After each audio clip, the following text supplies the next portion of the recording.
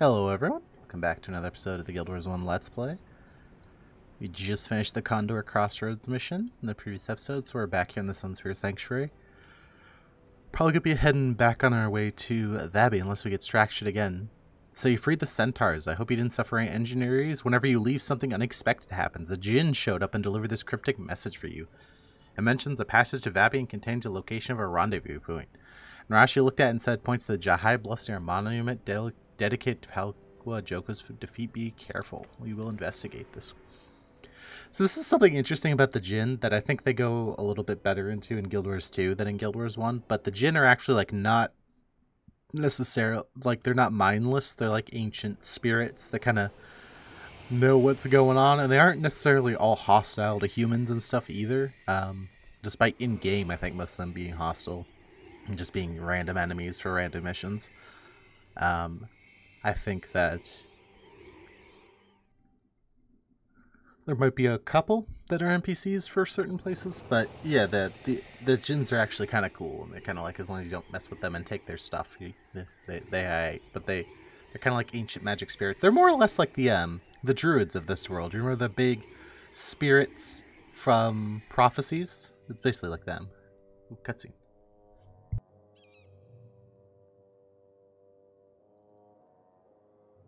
Why are we kneeling to this monument? That's weird. Yeah. They are in great danger. That's not news. Everyone's in great danger these days. Especially you, it seems. With great danger comes great profit. You play a dangerous game, Corsair. And you don't, Hunter? I realize that the stakes here are higher than mere money. What could be more important than money? Your soul, child. They will need our help soon. Fine by me, as long as they're able to pay. I fear that they will pay most dearly. Yeah, what on earth is he talking about? It's actually interesting because we actually see two NPCs sitting on top of the map. So, heroes, there are yet more secrets in the shadows. Through my contacts among Corsairs, I found a passage around the fortress of Jahai that will take you to Vabi. However, it is guarded by a demonic creature that must be destroyed. But I have other news. My Corsair contact tells me that your Spear Marshal Kormir is not dead. She is alive, imprisoned on an island of fortress adjacent to Gadara. You have two great opportunities, but there's not enough time to do both. At this very moment, the Great Demon known as the Drought seeks to gain power in the waterworks to the north. Soon it will be too powerful to stop, and even as we speak, Kormir's captors plan for her demise.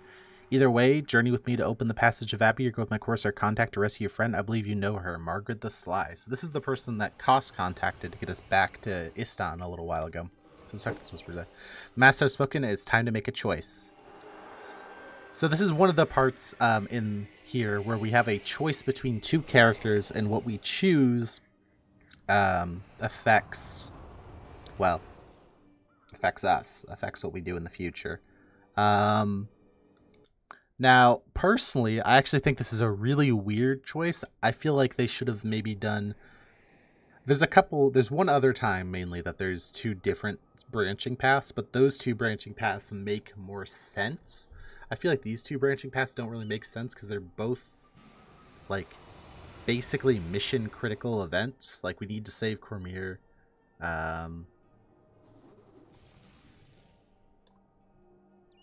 And we need to find a way to Vabi, and both of them happen regardless of which one you pick. So I feel like this is a little weird. Personally, because this is the Alona character, this is the character from here, we are going to save Kormir on this character. But I will be using another character to show off the other sides.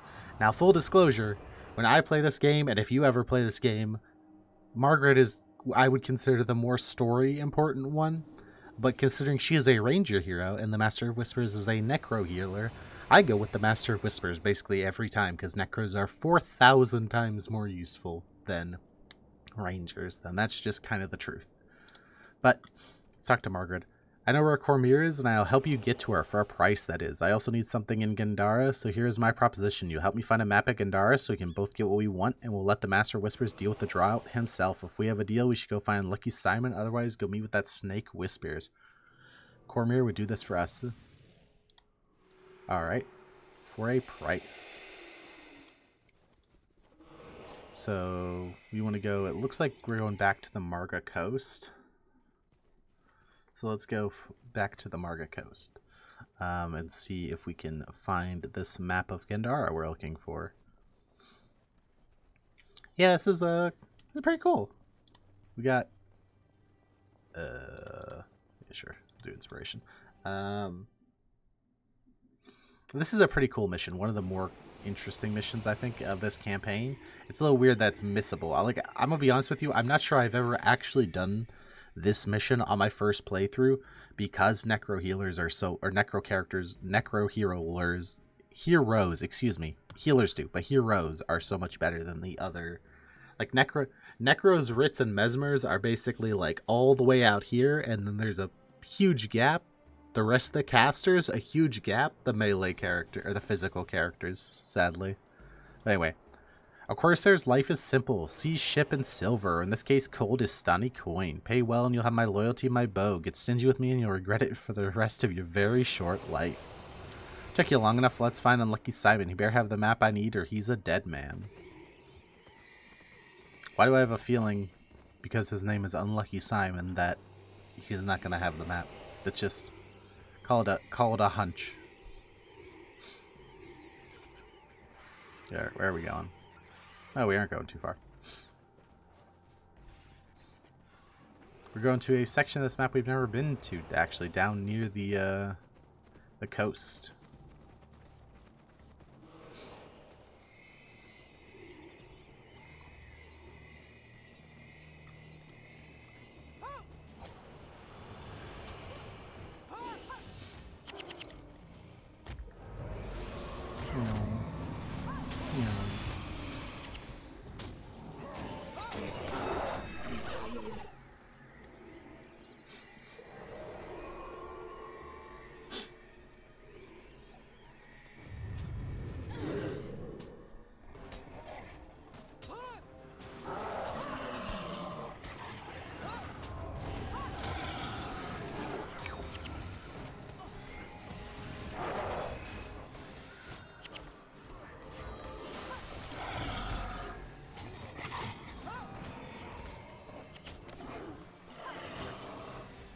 Alright.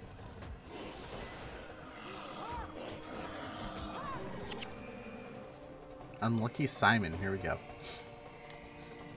My name isn't a joke and it isn't funny. I've lost every bet I've ever made and broken nearly every bone in this frail body more than once. Why do the gods curse me so? What if he bets against himself? Lem said he had a waterproof container for the map. As soon as I handed it to him, he punched me in the face and ran off with some of the other crew. My guess is he plans to sell to the highest bidder. He can't have gotten far. Maybe you can still catch up to him. Oh, here's some Corsairs. Let's take care of these guys real quick.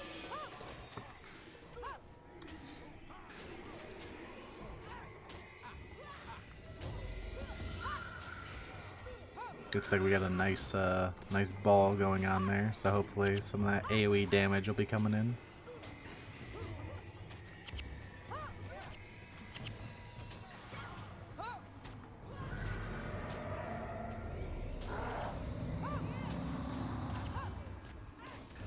Doesn't look like there's a healer. He's just tanky.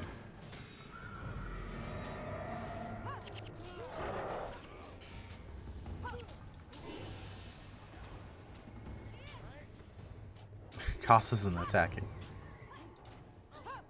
Oh, they have a Paragon. Let's get the Paragon down. Alright, there we go. Let's go find this other pirate. Yarg.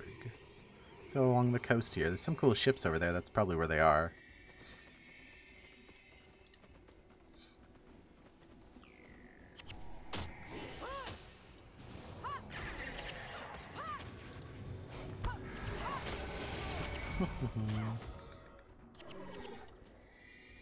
Ooh, what's that?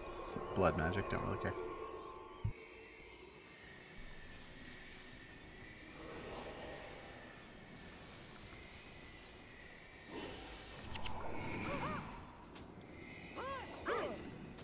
Alright. Get the spear in there. Get the spear in there.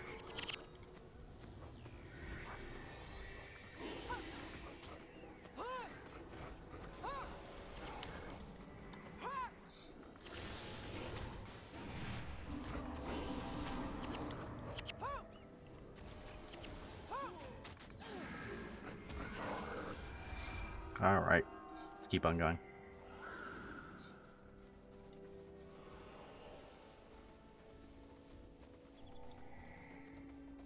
I really like this area here. I think it's pretty cool. Yep. What are these kusakes? I've never really seen these before. I know they are in other parts of the game, and they're... I guess they're like ocean creatures, it looks like. They look amphibious.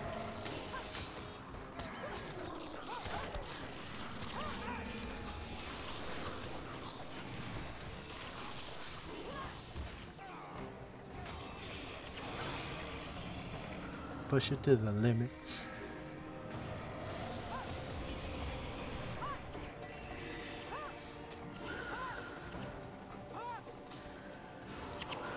Whenever we get to the north, we're probably gonna be doing a lot of random side quests. I was thinking about this today, because I think I want to show off every hero, and Eye of the North has a lot of optional heroes that you can get. So, all right, so here's our first experience with a boss that is a elementalist. So first thing you need to know about elementalist bosses in factions, because of the devil damage, they are scary as all heck. So I'm gonna keep this save yourselves up and pray that it's enough to keep everybody from dying. It seems to be just fine, but I have 100% walked past this boss to do other stuff and just had people get hit for 250, 300 damage from spells. It hurts a lot. Get some energy from that shout.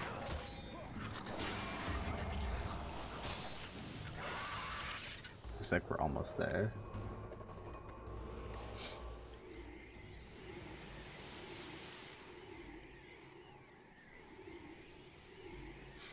Oh yeah, here's one of those swan ships. That's really cool. There's like another, the Jock Inlet. Remember that place? That's like, looks very similar to that. There might actually be another outpost here. Either that or that's just like a area in the map.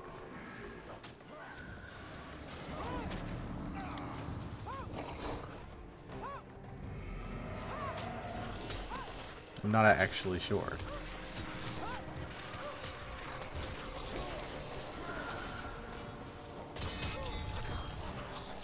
Alright, let's go fight these scale down here. We'll get to this guy eventually. Shifty Lem. Dang, I wonder if Shifty Lem could be a bad guy. Well, I mean, I guess they're all Corsairs. I guess they're technically all bad guys. But you know what I mean. I wonder if Shifty Lem could be the traitor. I love that that joke in media wherever people have names that are very on the nose and then are surprised. Or like another one that's hilarious is in old school RuneScape. There's a whole town of people all named Ollie, and then like a descriptor of them. So you have like murderous Ollie, traitor Ollie, and stuff like that. Nice. Maybe there's something wrong with that. You know, maybe that's a little messed up, but I think that's funny. I love that kind of stuff. It's like Shifty Lem. Damn, I wonder if he was the one who stole stuff. If only he wasn't so shifty. Lem, if it wasn't for your sense of humor, I'd kill you. Come on, boys, we're in a tight spot.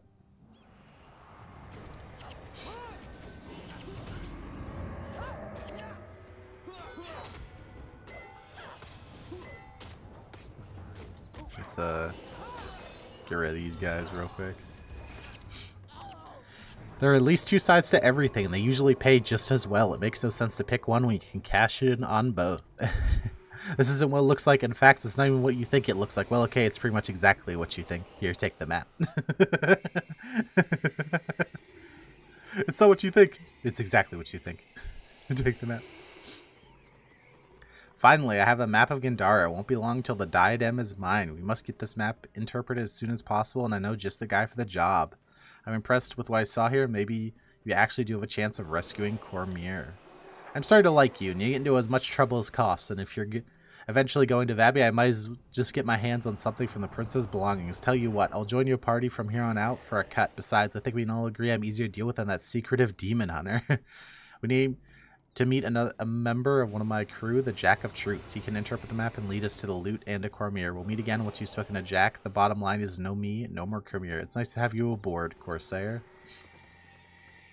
I'm gonna check real quick just to see if this... I don't think this is an outpost here, but I'm just gonna double check just in case it is. There's some corner guards out there. Oh, it is an outpost. There is a Nundu Bay. Is this a mission? This might be a later mission.